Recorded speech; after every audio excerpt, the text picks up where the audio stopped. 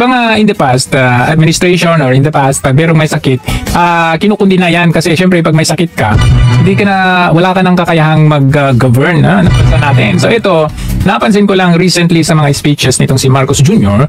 ay medyo sumisingot-singot na siya ng malakas.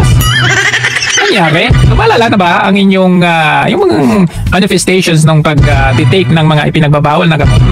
Tingnan natin na first pa lang ng kanyang speech dito, mapapansin niyo yung bawat kataga na kanyang sasabihin, magpo-pause yan, tapos may kataga. Ganun. Tingnan natin na ito yung sinasabi ko. Fellow workers in government, ladies and gentlemen, good afternoon.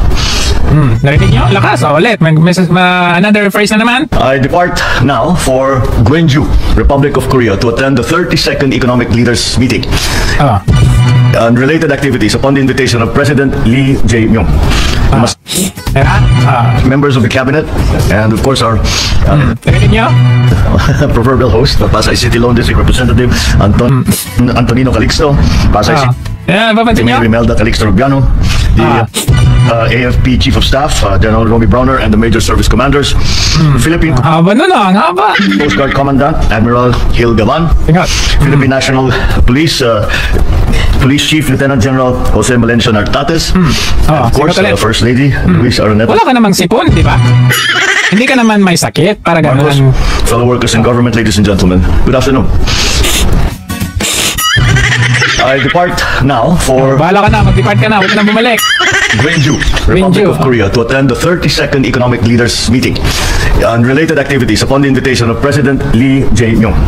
We must recognize the immense economic gravity of the APEC region. It accounts for nearly 46% of global trade. Kita niyo yun? At according sa isa sa manifestation ng senyales na talagang drug overuse na talaga ng isang tao. Sabi dito, those who are sniffing coke may have runny nose and sudden nosebleed. Maalala ninyo may dumudugo sa kanya dati dito sa may bibig niya. Pero nosebleed. Tapos dati merong lumalabas na powder dito. Sabi dito, you will notice them sniffling. So sniffling yung kagaya ng ganun. Wala namang sipon, di ba? Or struggling to speak due to hoarse throat. Oh, may something pala dito. Ayan, so yan po yung indicators ng talagang pagkonsumo ng talagang ipinagbabawal na gamot. So yan po isa nating napansin sa kanya. Kahit pansinin niyo sa mga speeches na in our recent in his recent speeches, I think about a month ago ko pa yun napansin. And talagang mas lumalala na at makikita niyo naman sa kanyang yung kanyang facial traits, no? Talagang umiiba na rin yung skin tone. Umiiba yung skin tone. Nakita nyo, nagtabi sila ni Manny Pacquiao. Mas bata pa tignan si Manny Pacquiao. Ewan kung anong edad nila. Pero ibang-iba talaga yung nagtitake sa hindi nagtitake. Ayan. So, kaya nga naman, ito, ang baba talaga ng tingin ng mundo o ng international scene or international spectators sa Pilipinas dahil dito sa administrasyong ito. That's the reason why nagtataka ka of the ASEAN countries, ang Pilipinas lamang ho ang ang inisnab nitong si Trump. Hindi lang literal na inisnab. Nakita nyo yung video na pinakita natin sa ating Facebook page kung saan inisnab. Hindi nilapitan ni Trump si Marcos Jr.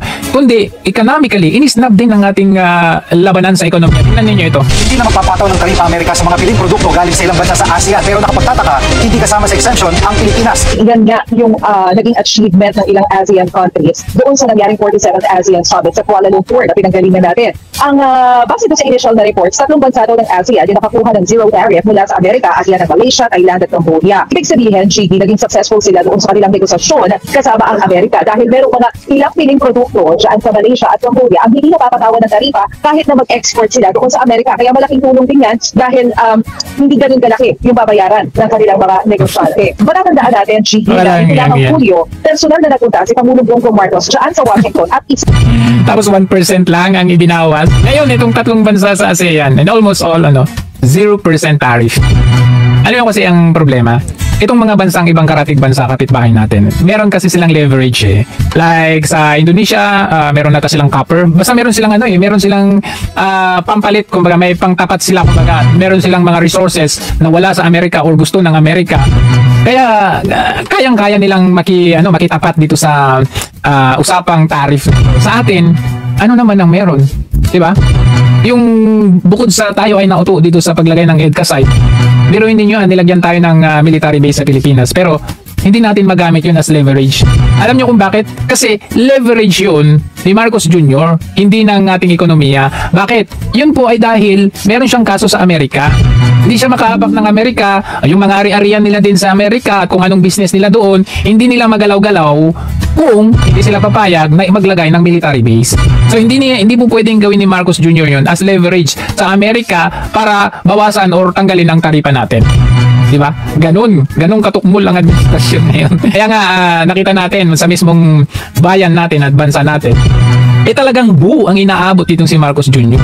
Ibig sabihin nito, alam ng Amerika, alam ni Trump at ng mga ibang bansa na talagang walang pwesto, walang buwang itong Marcos administration sa puso ng mga Pilipino. Kaya nga parang kung sa sariling bansa niya ay maliit, mababa ang tingin sa kanya,